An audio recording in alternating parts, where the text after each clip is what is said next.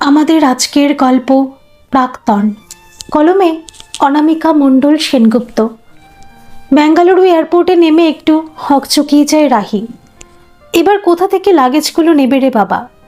5 বছরের মেয়ে মিঠির হাত ধরে প্লেনের থেকে বের হয়ে এসে এদিক ওদিক তাকাতে তাকাতে হঠাৎ সামনে পেয়ে যায় পরিচিত একটা মুখ।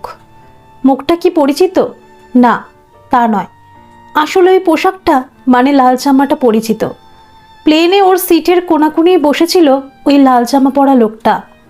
তবে সারাক্ষণই মুখটাকে পাশ ফিরিয়ে কথা বলছিল বলে মুখটা দেখা হয়নি রাহির।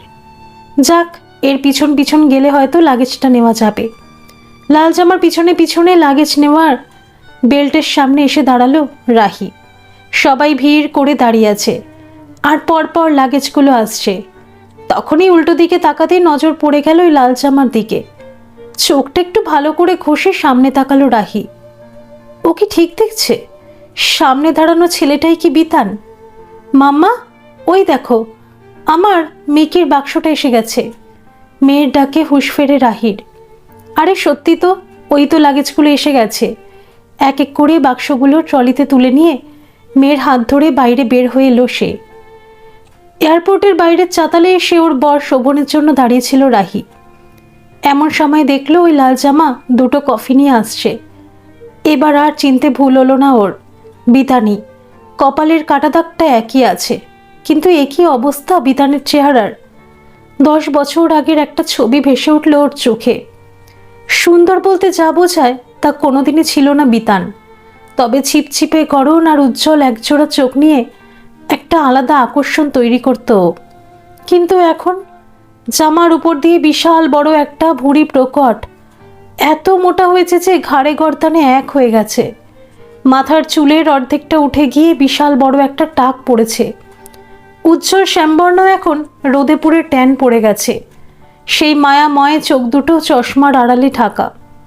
গালের চামড়াগুলো এর মধ্যেই ঝুলে গিয়ে বুড়োটে মতন হয়ে গেছে। যেটুকু চুল অবশিষ্ট আছে সেখানেও রূপালি ঝিলিক প্রকট। মনে মনে হিসেব করে রাহি, বিতান ওর থেকে মাত্র 3 বছরের সিনিয়র ছিল। সেই হিসাবে ওর এখন বয়স 35 হওয়ার কথা, কিন্তু দেখলে মনে হয় বোধ হয় 45 কি 46 বছরের প্রৌঢ়। ওরা দুজনে খুব ঘনিষ্ঠভাবে দাঁড়িয়ে কফি খাচ্ছিল। কফি খাওয়া শেষ হলে কফির কাপ দুটো নিয়ে ডাস্টবিনে ফেলার জন্য রাহির দিকে মেয়েটি এগিয়ে এলো। এবার রাহি মেয়েটিকে ভালো করে দেখল। ছিপছিপে গড়ন, টকটকে ফর্সা রং, টিকালো নাক, এক ঢাল লম্বা চুল, সব নিয়ে অপূর্ব সুন্দরী মেয়েটির দিকে একবার তাকালে সহজে চোখ ফেরানো যায় না। রাহি এবার বিতানের দিকে তাকালো। হাত 10 দূরে দাঁড়ানো বিতান রাহিকে লক্ষ্য করেছে বলে মনে হলো না। এক মনে সে মোবাইল ঘেঁটে যাচ্ছে। হঠাৎই পিঠে একটা পরিচিত স্পর্শ। ঘুরে তাকিয়ে দেখে শোভন। অন্য সময় হলে এতক্ষণ দাঁড় করিয়ে রাখার জন্য বিরক্ত হতো রাহি, কিন্তু এখন ওর মাথায় খালি বিতান আর বিতানের বউ। এত সুন্দরী বউ পেল বিতান। শোভন তাচ্ছিলের হাসি হেসে জিজ্ঞাসা করলো, তাহলে পারলে একা একা আসতে? যাক, একটু তাহলে স্মার্ট হলে, বলে রাহিকে বলে ওর পিছনে পিছনে এগিয়ে আসতে। রাহি লাগেজগুলো টানতে টানতে শোভনের পিছনে পিছনে চলল। গাড়িতে উঠতে উঠতে শোভন বলে, শোনো না, এখান থেকে আমার ফ্ল্যাটটা একটু দূরে। আজ কাল আর পরশু ছুটি নিয়েছি, তারপর তো শনি রবি, তাই চলো এখান থেকে একেবারেই রওনা দিই। রাহির দিকে তাকিয়ে শোভন আবার বলে, এখন রওনা দিলে খুব বেশি রাত হবে না। কালাসাতে পৌঁছাতে মাত্র 311 কিলোমিটারের মতো রাস্তা ব্যাঙ্গালোর থেকে। ওখানে একটা দারুণ সুন্দর হোমস্টে বুক করেছি, বুঝলে? এখন বাড়ি গেলে বের হতে আবার দেরি হয়ে যাবে, তাই একেবারেই রওনা দিয়ে চলো। পথে কোথাও একটা খেয়ে নেব। কথাগুলো বলতে বলতে শোভন এয়ারপোর্টের চত্বর ছাড়িয়ে মোম মসৃণ সরপিল রাস্তা দিয়ে গাড়ি চালিয়ে এগিয়ে চলল। একটানা কথা বলার পরে হঠাৎই শোভন খেয়াল করলো রাহি যেন আজ বড় বেশি চুপচাপ। হাত দিয়ে ড্রাইভিং সিটের পাশে বসা রাহিকে ঠেলা দিয়ে শোভন বলল, কি হলো, এত চুপ কেন? পুরো ভেবলে গেলে যে? শোভনের ধাক্কায় চটক ভাঙে রাহির। বলে, না গো, ঠিকই আছি। মেয়ের দিকে একবার চোখ বুলিয়ে নিয়ে শোভন আলতো করে ঠোঁট ছোঁয় রাহির গালে। অনেক দিন পরে পরিচিত স্পর্শে একটু শিরশিরিয়ে ওঠে রাহি। তখনই গাড়ির লুকিং গ্লাসে পাশাপাশি নজর পড়ে দুটো প্রতিবিম্বের দিকে। রাহির থেকে বছর 7 বড় দীর্ঘদেহী গৌড়বর্ণ সুঠাম সুদর্শন চেহারার শোভনের পাশে নিজের অতি সাধারণ চেহারাটা যেন অনেকদিন বাদে বড় চোখে লাগলো রাহির। 40 ছুঁইছে শোভন বয়সটা যেখানে 5 বছর কমিয়ে রেখেছে, সেখানে মাত্র 32 রাহি যেন 40 বছরের বুড়ি। শোভনের পাশে ওকে দেখলে যে কেউ শোভনের বউ না বলে ওকে শোভনের দিদিই বলবে। অনেক দিন পরে আবার সেই হীনমন্যতা ছেয়ে ধরল রাহিকে। গাড়ির গতি বাড়ানোর সঙ্গে সঙ্গে মিউজিক সিস্টেমে জোরে গান চালিয়ে দিল শোভন। অন্য সময় হলে এই লং ড্রাইভে এলে ভীষণ আনন্দ পায় রাহিও, কিন্তু আজ বিতান আর ওর বউকে দেখার পরে একটা অদৃশ্য তুলনায় মনটা বারবার অস্থির হয়ে পড়েছে। হাইওয়েতে উঠে গাড়ির গতি বাড়ালো শোভন, সেই সাথে মনঃসংযোগও। একটু আগেও রাহির সাথে এটা ওটা কথা বলছিল সে, কিন্তু এখন এক মনে গাড়ি চালাচ্ছে সে। ওদিকে গাড়ির পিছন সিটে অকাতরে ঘুমাচ্ছে মিঠি। খুব ভোরে উঠে ফ্লাইট ধরতে হয়েছে বলে কাঁচা ঘুম ভাঙিয়েই নিয়ে আসতে হয়েছে মিঠিকে, তাই এখন ঘুমটা পুষিয়ে নিচ্ছে। অগত্যা গাড়ির জানালা দিয়ে বাইরে চোখ রাখলো রাহি। একটা রোদ ঝকঝকে মিষ্টি ভোর বাতাসে একটা হিমেল অনুভূতি। জানালার বাইরে চোখ রেখে রাহি ফিরে গেল আজ থেকে 10 বছর আগের একটা দিনে। রাহির বন্ধুদের অনেকেই তখন কলকাতা ইউনিভার্সিটিতে ভর্তি হয়ে গেছে, কিন্তু বিএ ফাইনাল পরীক্ষার মাস 3 আগে রাহির মা খুব অসুস্থ হয়ে পড়েছিলেন। তখন মাকে দেখাশোনা করা, সংসার সামলানো, সব কিছু করতে গিয়ে রেজাল্টটা বেশ খারাপ হয়ে যায় ওর। মাস্টার্স না করতে পারার জন্য তখন বেশ মনমরা হয়ে পড়ে রাহি। এইরকম একদিন বিকেলে ওর স্কুলের বান্ধবী সুমেধাদের বাড়ি যায় ও। সেখানেই আলাপ হয় সুমেধার পিস্তত দাদা বিতানের সাথে। সুমেধার অনুরোধে রাহি সেদিন অনেকগুলো রবীন্দ্রসঙ্গীত গেয়েছিল। রাহির সব কথা শুনে বিতানি রাহিকে পরামর্শ দেয় গান নিয়ে এমএ করার। রাহিরও বেশ ভালো লেগেছিল প্রস্তাবটা। আরও জানতে পারে বিতানরা কিছুদিন আগে রাহিদের পাড়ায় নতুন ফ্ল্যাট কিনে এসেছে, আর বিতানের বোনও গান নিয়ে রবীন্দ্রভারতী ইউনিভার্সিটি থেকে এমএ করেছে। বিতানের কাছ থেকে ওর ঠিকানাটা নিয়ে পরদিনই রাহি চলে গিয়েছিল ওদের বাড়ি। বিতানের বোন শুভ্রা রাহির থেকে মাত্র 1 বছরের সিনিয়র, কিন্তু তাও ওদের মধ্যে খুব তাড়াতাড়ি ভাব হয়ে গিয়েছিল। রাহি ও শুভ্রার সাহায্য নিয়ে গান নিয়ে মাস্টার্সে ভর্তি হয়ে গিয়েছিল। তারপর কেটে গেছে অনেকগুলো দিন। শুভ্রার সাথে বন্ধুত্বের সূত্রে ওদের বাড়ি যাওয়া আসা বাড়ে রাহির, সেই সঙ্গে বাড়ে বিতানের সাথে ঘনিষ্ঠতাও। এমএ 2য় বর্ষে উঠেই বিয়ে হয়ে যায় শুভ্রার, কিন্তু তাও বিতানের বাড়িতে যাওয়া আশা ছিল ওর। এমনই একদিনে রাহি বিতানদের বাড়িতে গিয়ে শোনে শুভ্রার হঠাৎ শরীর খারাপ হওয়ায় বিতানের বাবা মা শুভ্রাদের বাড়ি চলে গেছে। রাহি তখন চলে আসতে চাইছিল, কিন্তু বিতান ওকে ঘরে একটু বসে যেতেই বলল। একটু পরে বিতান কয়েক টুকরো কেক এনে রাহিকে দিয়ে বলে, খেয়ে দেখো কেমন হয়েছে, আমি বানিয়েছি। রাহি সোফায় বসে কেক খাচ্ছিল আর বিতান পাশে বসে বসে হাসছিল। হঠাৎ রাহি এক টুকরো কেক বিতানের মুখে পুড়ে দেয়। আচমকা রাহির স্পর্শে একটু যেন শিউরে ওঠে বিতান। অপলক তাকিয়ে থাকে কিছুক্ষণ রাহির দিকে, তারপর ওকে টেনে নেয় বিতান। একাকী ঘরের মধ্যে সেই স্পর্শে দুজনের রক্তেই কাঁপন ধরে। যৌবনের প্রথম ভালোবাসার স্বাদ নেওয়ার জন্য শরীরে শিরা ধমনির ভেতর দিয়ে রক্তকণিকারা ছোটাছুটি শুরু করে দেয়। সংযম ভেঙে যায় দুজনেরই। ভালোবাসার পরম আবেশে দুজনে মিলিত হয় যৌবনের আদিম খেলায়। তারপর লজ্জায় কদিন বিতানের মুখোমুখি হতে পারেনি রাহি। বেশ কদিন পরে ইউনিভার্সিটিতে যাওয়ার পথে বিতানের সাথে রাহির দেখা হয়। বিতান সেদিন রাহির কাছে সেদিনের ঘটনার জন্য দুঃখ প্রকাশ করে। রাহি বলে, তুমি নিজেকে দোষী কেন ভাবছ? আমিও তো তোমাকে বাধা দেইনি। সেদিন আর ইউনিভার্সিটিতে যায় না রাহি, সারাদিনই বিতানের সাথেই ঘোরে। তখনই জানতে পারে বিতান এমবিএ করার জন্য দিল্লি চলে যাচ্ছে। খবরটা শুনে সে প্রায় কেঁদেই দিয়েছিল। বিতান অবশ্য রাহিকে আশ্বস্ত করে বলেছিল, কোর্সটা শেষ হলেই আমি চাকরি পাবো, তারপর তোমাকে নিজের করে নেব। লজ্জায় মুখ নিচু করেছিল সে। তারপর কেটে গেছে বেশ কিছুদিন। তখনও স্মার্টফোন ওদের কারোরই ছিল না। সাধারণ মোবাইলে সবার কান বাজিয়ে সারাদিন একবারে ফোন করা কি 2-একটা SMS, এতেই সম্পর্কটা বেঁধে রাখতে চেষ্টা করতো ওরা। তারপর হঠাৎ করেই একদিন রাহির বাবা মারা যান। ওর তখন সদ্য মাস্টার্স কমপ্লিট হয়েছে। বাবার মৃত্যুর পর ভাড়া বাড়ির পাট চুকিয়ে রাহি আর ওর মা চলে যায় দুর্গাপুরে ওর দাদার চাকরিস্থলে। বিধান কলকাতায় এলেও রাহির সাথে দেখা সেভাবে আর হতো না। আস্তে আস্তে সম্পর্কে সুতোটাও যেন আলগা হতে শুরু করলো। এমন সময় রাহির দাদার পরিচিত এক বন্ধু শোভনের সাথে রাহির বিয়ের সম্বন্ধ আনে। প্রথমে রাহি বিয়েতে আপত্তি করে, ওর মাকে বিধানের কথাও খুলে বলে, কিন্তু রাহির মা নিজেদের অসহায় অবস্থার কথা বলে দাদার কথা মেনে নিতেই বলেন। রাহিও কিছুদিন মনমরা হয়ে থাকার পরে শোভনের সুদর্শন চেহারা আর ওদের বনেদি বাড়ি থেকে বিয়েতে রাজি হয়ে যায়। এরপর বিতানের সাথে সব রকম যোগাযোগ বন্ধ করে দেয় সে, এমনকি নিজের ফোন নাম্বারটাও বদলে ফেলে। হঠাৎ করেই গাড়ির ঝাঁকুনিতে অতীত থেকে বাস্তবে ফিরে আসে রাহি। বেলা বেশ চড়েই গেছে। একটা দামি রেস্তোরাঁ দেখে গাড়ি দাঁড় করায় শোভন। রাহি গাড়ি থেকে নামতে নামতে বলে, কি দরকার এত দামি রেস্টুরেন্টে খাওয়ার? একটা মোটামুটি কথা শেষ করতে পারে না রাহি। তার আগেই শোভন বলে, যা বোঝো না তাই নিয়ে এত কথা বলো কেন? মেয়ে লোকের জ্ঞান দেওয়া আমাদের পরিবারের কেউ পছন্দ করেনি, আমিও করি না। শোভনের ফর্সা মুখটা মুহূর্তে রাগে লাল হয়ে যায়। রাহি আর কথা না বাড়িয়ে গাড়ি থেকে নেমে পড়ে। ইতিমধ্যে শোভন খাবারের অর্ডার দিয়ে দিয়েছে। বিপুল পরিমাণে খাবার দেখে রাহি বলে, এত খাবার কেন নিলে? পারবে খেতে? শোভন বলে, যা পারবে খাবে, বাকিটা ফেলে দেবে। হিসাব করে আমাদের পরিবারের কেউ কোনোদিন খায়নি, বুঝেছ? তোমার বাপের বাড়ির মতো দিন আনা পাবলিক তো নই আমরা। রাহি মাথা নিচু করে বলে, বাপের বাড়ি তুলে কথা না বললেই কি নয়? এত দামি হোটেলের খাবার নষ্ট হবে বলেই বললাম।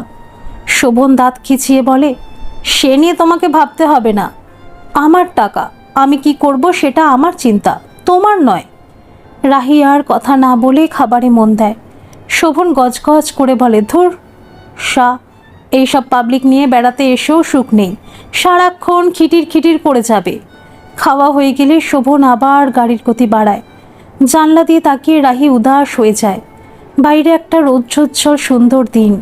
মাথার উপরে ঝকঝকে আকাশ যেন দিগন্ত রেখা ব্যাপী নীল শামিয়ানা টাঙিয়েছে। তার মাঝে সাদা মেঘগুলো আপন মনে খেলে চলেছে। পশ্চিমঘাট পর্বতমালার অনুচ্চ শৃঙ্গের মাথার উপর থেকে সবুজের হরেক রকম শেড নিয়ে নিবিড় বনভূমি ধাপে ধাপে নেমে আসছে। দূর থেকে দেখলে মনে হচ্ছে প্রকৃতি দেবী যেন অকৃপণ হাতে তার ভাণ্ডারের সবটুকু রং দিয়ে নিখুঁত তুলির আঁচড়ে পাহাড়ের গায়ের এই বনরাজি চারিদিকে দৃশ্যমান অনন্য সুন্দর এই প্রকৃতিকে সৃষ্টি করেছেন। চোখের সামনে প্রকৃতির এই অপার সৌন্দর্য থাকলেও তা দেখার মন আজ আর রাহির নেই। তিতকুটে হওয়া মন নিয়ে ভাবতে থাকে, সত্যি 7 বছর হয়ে গেল বিয়ের, অথচ আজও শোভন বা ওর পরিবারের থেকে কোনো সম্মান পেল না সে। শোভনের এই সুন্দর মুখের আড়ালে যে অহংকারী আত্মসর্বস্ব মনটা রয়েছে, সেটার রূপটা যদি চোখে দেখা যেত, তাহলে শোভনের মতো কুৎসিত খুব কম মানুষই থাকতো। এই যে এত বছর বিয়ে হয়েছে, কি এমন সুখ সে পেল? বাবার একমাত্র ছেলে হওয়ার সুবাদে বাবার পয়সায় ফুটানি করে গেল। বিয়ের পর থেকে এই নিয়ে 3টে চাকরি ছাড়ল। এই যে 2 বছর ধরে ব্যাঙ্গালোরে আছে, 1 পয়সাও কি বাড়িতে পাঠিয়েছে? এমনকি এবছর মিঠিকে প্লে স্কুল থেকে নামি স্কুলে ভর্তি করলো, তাও শোভন 1 পয়সাও পাঠালো না। রাহি বলায় হাজার একটা কথা শোনালো, অথচ এখানে দামি ফ্ল্যাট ভাড়ায় থাকে, গাড়ি কিনেছে। কিছু বললেই বলবে, বাবা মা কি তোমার কিছুতে অভাব রেখেছে যে আমাকে বলছো? এদিকে শ্বশুরের পয়সায় খেতে হচ্ছে বলে রাত দিন শাশুড়ির কাছে কথা শুনতে হয়। সারাদিনে গরিব বাপের বাড়ি তুলে খোটা শুনতে হয়। এই যে এতদিন পর প্রথম ব্যাঙ্গালোরে এলো, এর জন্য শাশুড়ি কম কথা শুনতে হয়েছে? শোভনকে কিছু বললেই বলবে, তোমার বাপের বাড়িতে কি খালি গুরুজনদের নিন্দে করতেই শিখিয়েছে? সংসারের কোনো দায়িত্ব যদি নিতে। সুদর্শন শোভন তার বন্ধু বান্ধব আড্ডা এইসব নিয়েই ব্যস্ত। হঠাৎই প্লেনের ভিতরে বিতানের বউয়ের সাথে মগ্ন হয়ে গল্প করার দৃশ্য আলগোছে চোখের সামনে এসেই মিলিয়ে যায় রাহির। নিঃশব্দে একটা দীর্ঘশ্বাস বের হয়ে আসে বুক ছিঁড়ে। তখনই এক ঝটকায় গাড়িটা দাঁড়িয়ে যায়। রাহি গাড়ির জানালা দিয়ে দেখলো বেশ রাত হয়ে গেছে। হোমস্টেতে পা দিয়েই মনে হলো বেশ মহার্ঘ জায়গাটা। রুমের ভেতরে এসে শোভনকে জিজ্ঞেস করলো, কত টাকা ভাড়া গো? শোভন রাহির মাথায় একটা মৃদু টোকা দিয়ে বলল, একদিনে 5,000 টাকা। রাহি বিরক্ত হয়ে বলল, এত টাকা? শোভন বলে, ধুর, অত ভেবো না, আমার কাছে এখন টাকা আছে। অফিস 3 মাসের মায়না দিয়ে দিয়েছে। রাহি বলে, কেন? শোভন বলে, ওই চাকরিটা ছেড়ে দিলাম। মানে ওরাই ছাড়িয়ে দিল আর কি। কিছুই দিতে চাইছিল না, বুঝলে। আমিও বাবা কলকাতার মিত্তির বাড়ির ছেলে, অত ধূর নাকি। এমন ক্যাচাল করলাম, 3 মাসের মায়না দিতে বাধ্য হলো। শোভনের মুখে আত্মতৃপ্তি ফুটে ওঠে। তারপর হাই তুলে মুখ দুটো তুড়ি মেরে বলে, শোনো, সারাদিনে খুব পরিশ্রম গেছে। এবার এখানের বার কাউন্টারটা এখনো খোলা আছে, আমি ওখানে গেলাম। তোমরা খেয়ে নিয়ে শুয়ে পড়ো। রাহি মিনমিন করে বলে, ওই টাকাগুলো এভাবে খরচ না করলে চলছে না? শোভন দাঁত খিচিয়ে বলে, না, চলছে না। সারাক্ষণ খালি খেচর খেচর। বলি, তোমার বাপের বাড়ি থেকে তো 1 পয়সাও কোনোদিনও আনতে পারোনি, নম করে পার করেছে। তা আমার টাকা নিয়ে এত মাথা ব্যথা কেন? মেজাজটা দিল নষ্ট করে। কথাগুলো বলে ঘর থেকে বেরিয়ে যায় শোভন। শোভন বেরিয়ে যাওয়ার পর বিছানায় শুয়ে পড়ে রাহি। আজ আর কিছু খাওয়ার মুড নেই ওর। আবার বেকার হলো শোভন। যদিও কোনো টাকা সংসারে দিত না, তবুও নিজের খরচ তো নিজেই চালাতো। খরচের এত হাত ওর। এরপর আবার রোজ টাকা চাইবে বাবার থেকে, আর এই নিয়ে নিত্য অশান্তি শুরু হবে, যার জন্য জ্বলে পুড়ে মরবেও নিজে। কতবার শোভনকে বলেছে ও নিজে চাকরি করতে চায়, কিন্তু শোভনের এক কথা, বেশি পড়াশোনা দেখিও না। আমাদের বাড়ির মেয়ে বউরা কোনোদিনও বাইরে যায়নি রোজগার করতে। তোমার কিসের অভাব? রাহি বলতে পারেনি যে অভাবটা ওর আত্মসম্মানের। এমনকি বাড়িতে একটা গানের স্কুল খোলারও অনুমতি পায়নি। অজান্তেই একটা দীর্ঘশ্বাস বেরিয়ে আসে রাহির। মনে মনে বলে, আর গানের স্কুল কতকাল গান গায় না সে। মাকে বলেও লাভ নেই, সে নিজেই এখন ছেলের সংসারে আশ্রিত। শুধু শুধু মাকে কষ্ট দেওয়া। চোখের কোণ দিয়ে জল গড়িয়ে পড়ে রাহির। সারাদিনের পরিশ্রমের পরে চোখে ঘুম জুড়ে আসে ওর। পরদিন সকাল হতে বাইরের বারান্দায় গিয়ে দাঁড়ায় রাহি।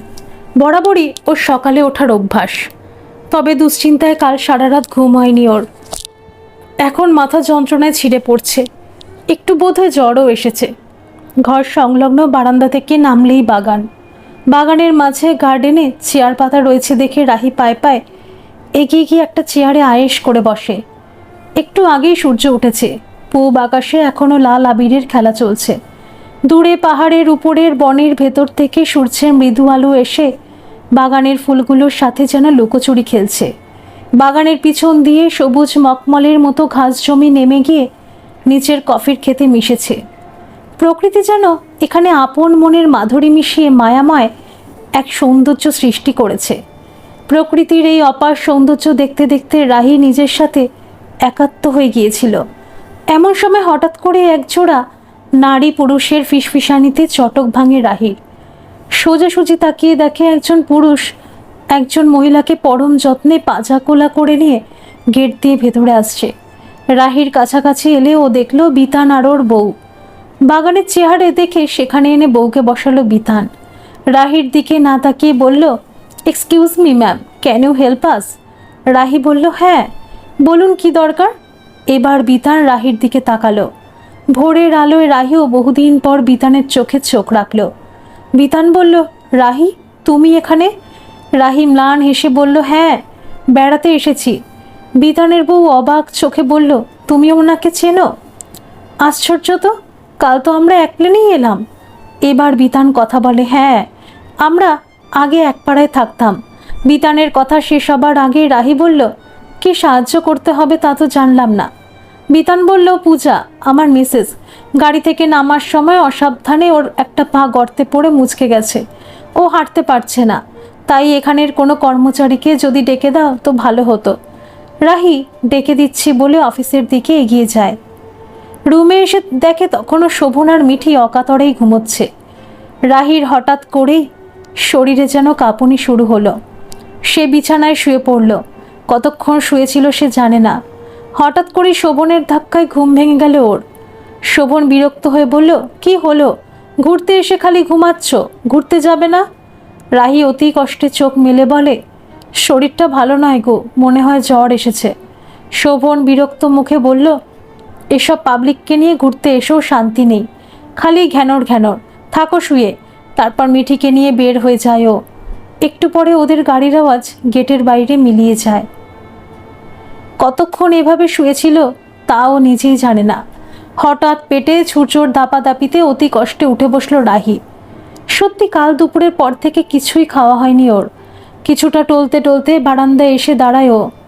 তখনই দেখে ডান দিকের ঘরের সামনের বারান্দায় পূজা বসে আছে। রাহিকে দেখে পূজা ডেকে বলল, হ্যালো দিদি, তুমি ঘুরতে গেলে না? রাহি বারান্দার চেয়ার মাথা টিপে বসে পড়ে বলে, না গো। সেই দেখে পূজা খোঁড়াতে খোঁড়াতে রাহির পাশে এসে বলে, কি হয়েছে দিদি, শরীর খারাপ? রাহি বলে, না গো, এমনি মাথাটা একটু ব্যথা। পূজা রাহির কপালে হাত দিয়ে বলল, এ বাবা, তোমার তো খুব জ্বর, ওষুধ খাওনি? রাহি ঘাড় দুদিকে নাড়িয়ে বলে, আমার কাছে ওষুধ নেই। তখন পূজা আবার খোঁড়াতে খোঁড়াতে অফিসের দিকে চলে যায়। একটু পরে আবার ফিরে আসে পূজা, সাথে একজন বেয়ারা, তার হাতে গরম স্যুপ আর টোস্ট। পূজা এসে রাহির হাতে দুটো ওষুধ দিয়ে বলে, আগে খাবারগুলো খেয়ে নাও দিদি, তারপরে ওষুধটা খেও। এদের কাছ থেকে এর ভালো কোনো ওষুধ পাওয়া গেল না। এখান থেকে একটু দূরে একজন ডাক্তারবাবু আছেন, উনি সকালেই আমাকে এসে দেখে গেল। ইস, একটু আগে যদি জানতাম। আমার বর ওনাকে বাড়ি ছেড়ে দিয়ে তারপর আমার জন্য ওষুধ কিনে আনবে। আমি ওকে ফোন করে দিয়েছি, ও তোমার জন্য ওষুধ নিয়ে আসবে। রাহি খেতে খেতে জিজ্ঞেস করলো, কতদিন বিয়ে হয়েছে তোমার? কোথায় থাকো তুমি, এখানে না কলকাতায়? পূজা রাহির পাশে বসে লাজুক মুখে বলতে লাগলো, এই 1 বছর হলো ব্যাঙ্গালোরেই থাকি দিদি, ও আমাকে ছাড়া একদম থাকতে পারে না। রাহির কৌতূহল বেড়ে যায়। সে বলে, তোমার শাশুড়ি তোমাকে তার কাছে আটকে রাখতে চায় না? পূজা আরাম করে চেয়ারে বসে বলল, না না, আমার শাশুড়ি মা খুব ভালো। রাহি একটু হেসে জিজ্ঞেস করলো, আর বর? পূজা এবার খুব সহজভাবেই বলতে থাকে, জানো তো দিদি, ওনা খুব কেয়ারিং। এই দেখো না, অফিসেরই একটা জরুরি কাজে ওকে ম্যাঙ্গালোরে যেতে হচ্ছে। আমি বললাম, এই তো সবে কলকাতা থেকে এলাম, এখন আর তোমার সাথে যাব না, একা ব্যাঙ্গালোরে থাকতে পারবো। কিন্তু ও শুনলো না, বলল, দিনকাল ভালো নয়, চলো আমার সাথে। শনি রবি ওদের কনফারেন্স, তার আগে আজ আর কাল এখানে একটু বেড়াবো ভাবছিলাম, অথচ দেখো পাটা মচকালো। রাহির খাওয়া হয়ে গিয়েছিল। পূজা পরম যত্নে ওকে জলের গ্লাসটার ওষুধটা ছিঁড়ে এগিয়ে দিল। তারপর আবার বলতে লাগলো, জানো দিদি, আমি অনেক ভাগ্য করে শ্বশুর বাড়ি পেয়েছি। আমার বাপের বাড়ির অবস্থা খুব একটা ভালো নয়, বাবার তেমন রোজগার নেই, ছোট ভাই আছে একটা। আমার বরই ওর পড়ার খরচ জোগায়, আবার আমার মা বাবাকেও দেখে। আমার শাশুড়ি সব জানেন, অথচ কিছু বলেন না, উল্টে আমাকে বলেন মা বাবাকে দেখাতেও ছেলেমেয়ের কর্তব্য। রাহির মনে পুরনো কথার ছায়া পড়ে। মনে পড়ে বিয়ের পর প্রথম পূজার সময় দাদার ছেলে মেয়ে আর মাকে জামা কাপড় দেবে বলায় কি অপমানটাই না করেছিল শোভনের মা আর শোভন। এমনকি রাহি ওর মার সাথে দেখা করতে গেলেও হাতে করে কিছু নিয়ে যেতে পারে না, যাওয়া আসার ভাড়াটাও থাকে না ওর কাছে সব সময়। দাদা অনেক সময় ফেরার টিকিট কেটে দেয়।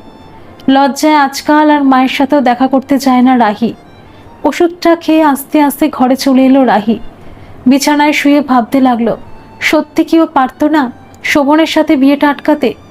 দাদা তো খুব একটা জোরও করেনি, ভালো ছেলে বলেই বিতানকে তো ওদের বাড়ির সবাই পছন্দ করত। এমনকি দাদাও বলেছিল মাকে, তেমন হলে কয়েক বছর অপেক্ষা করি না। বনু তো আর বুড়ি হয়ে যায়নি, কিন্তু ধনী পরিবারের অতি সুদর্শন শোভনকে দেখার পর ও নিজেই বিতানের সম্পর্কে আগ্রহ হারিয়ে ফেলেছিল, নিজের থেকে সব সম্পর্ক ছিঁড়ে ফেলেছিল। বিয়ের পর শ্বশুর বাড়িতে এসে একগা গয়না পেয়ে নিজের ভাগ্য নিয়ে গর্ববোধ করেছিল, কিন্তু এখন বোঝে কত অন্তঃশ্বাস শূন্য ছিল সব কিছু। নিজের দোষেই নিজে সব হারিয়েছে। শরীরটা খুব অবসন্ন লাগতে থাকে রাহির। এই সময় যদি মেয়েটাও পাশে থাকতো তো একটু ভালো লাগতো। চোখের সামনে ছবির মতো ভেসে আসে পুরনো দিনের কিছু ছবি। রাহি পরীক্ষা দিয়ে ইউনিভার্সিটির গেট দিয়ে বের হচ্ছে, প্রথমেই দেখে বিতান ডাব হাতে দাঁড়িয়ে আছে। বের হওয়ার সাথে সাথেই বলে, রাত জেগে পড়ছো, আগে ডাব খাও, পেট ঠান্ডা হবে। ওর ধুম জ্বর, কাঁথা মুড়ি দিয়ে শুয়ে আছে। হঠাৎই কপালে ঠান্ডা জলের প্রলেপ। বিতান ওকে দেখতে এসে নিজেই জলপট্টি দিতে বসে পড়েছে। রাহি খেতে পারছে না কিছু। বিতান বাজার ঘুরে ঘুরে ওর পছন্দের কুচো মাছ এনে দিয়েছে। আরও অসংখ্য ঘটনা ছবির মতো পর পর চোখের সামনে ভেসে আসছে। একটু পরে চিত্রগুলো বদলে গেল। রাহির কদিন ধরে ধুম জ্বর, সেই অবস্থায় রান্না করতে হচ্ছে ওকে। জ্বরের ঘোরে ভাত পুড়ে গেছে। খেতে বসে শোভন ভাতে পোড়া গন্ধ পেয়ে থালা শুদ্ধ ছুঁড়ে দিয়েছে রাহির দিকে। সময় মতো না সরে না গেলে হয়তো ওর কপালে গিয়ে লাগতো। আবার মিঠি হবে রাহির ব্যথায় ছটফট করছে, অথচ শোভন বন্ধু বান্ধবীদের নিয়ে পাশের ঘরে পার্টি করছে। অনেক রাতে আর সহ্য করতে না পেরে শাশুড়িকে ডাকে, তারপর হাসপাতালে নিয়ে যায় রাহিকে। এমন অজস্র ছবি বন্ধ চোখের সামনে এসে মনকে অস্থির করে তুলছে। হঠাৎ করে ঘরে দরজায় মৃদু টোকা। রাহি জিজ্ঞেস করে, কে? ওপাশ থেকে বিতান বলে, আমি বিতান, আসবো? রাহি কোনো রকমে বলে, হ্যাঁ। দরজা এবার আলতো করে খুলে যায়। বিতান ঘরে এসে বলে, তোমার ওষুধ। কেমন আছো? বিতানের গলায় কি যেন একটা ছিল। সেই শুনে রাহির চোখ দিয়ে জল গড়িয়ে পড়ে। বিতান কাছে এসে রাহির মাথায় হাত বুলিয়ে দিয়ে বলে, ভেবো না, একটু পরেই ওরা চলে আসবে। রাহি আর নিজেকে সামলাতে পারে না, বিতানের হাত ধরে হু হু করে কেঁদে দেয়।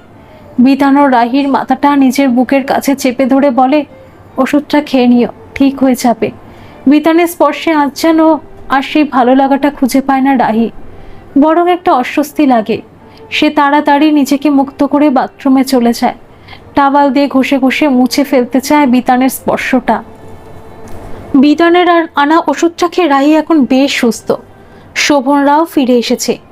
রাতে খাবার খেতে যাওয়ার আগে শোভন রাহিকে জিজ্ঞেস করলো, ওপাশের ঘরে যারা এসেছে তারা কি তোমার পরিচিত? কথাটা শুনে রাহির বুকের ধুকপুকানিটা বেড়ে যায়। তাও মুখের নির্লিপ্ত ভাব এনে বলে, ওই ভদ্রলোক আমাদের পুরনো পাড়ায় থাকেন। শোভন বিশ্রী একটা মুখভঙ্গি করে বলে, ও ওই হোদল টাইপ লোকটা? রাহি কোনো উত্তর দেয় না। শোভন আবার বলতে থাকে, তবে ভাগ্য বটে ওই হোদলের, হেব্বি দেখতে বউটা, যে কোনো ফিল্মের হিরোইন হতে পারে। কপাল বলে লোকটার, খালি একটা ঘ্যামা চাকরি করে শুনলাম। এইখানে থাকা খাওয়া সব ফ্রি, তাই বউ নিয়ে ফুর্তি মারতে এসেছে। কপাল বটে লোকজনের, বলে গায়ে পারফিউম স্প্রে করে ঘর থেকে বের হয়ে যায়। রাহিও মিঠির হাত ধরে পিছন পিছন খাবারের ঘরের দিকে যায়। বারান্দায় বেরিয়ে রাহি জিজ্ঞেস করে, তোমার সাথে ওদের কখন আলাপ হলো? শোভন যেতে যেতে বলল, আরে আমি গেট দিয়ে ঢোকার সময় লোকটা বলল, তোমার নাকি হেব্বি শরীর খারাপ। অন্য সময় হলে পাত্তা দিতাম না, কিন্তু ওই সঙ্গে সুন্দরী, তাই একটু দাঁড়িয়ে কথা বলে চোখ সার্থক করলাম আর কি। বলে কান এঁটো করা হাসি হাসল শোভন। রাহি বলল, তুমি ওদের বলেছ যে তুমি আমাকে জ্বর অবস্থায় ফেলে রেখেই চলে গেছো? শোভন ফস করে একটা সিগারেট ধরিয়ে বলে, ধুর, অত কথা কে বলে, আমি শুধু সুন্দরী দেখছিলাম। খাবার ঘরে রাহিরা যাওয়ার একটু পরেই বিতান আর পূজা খেতে আসে।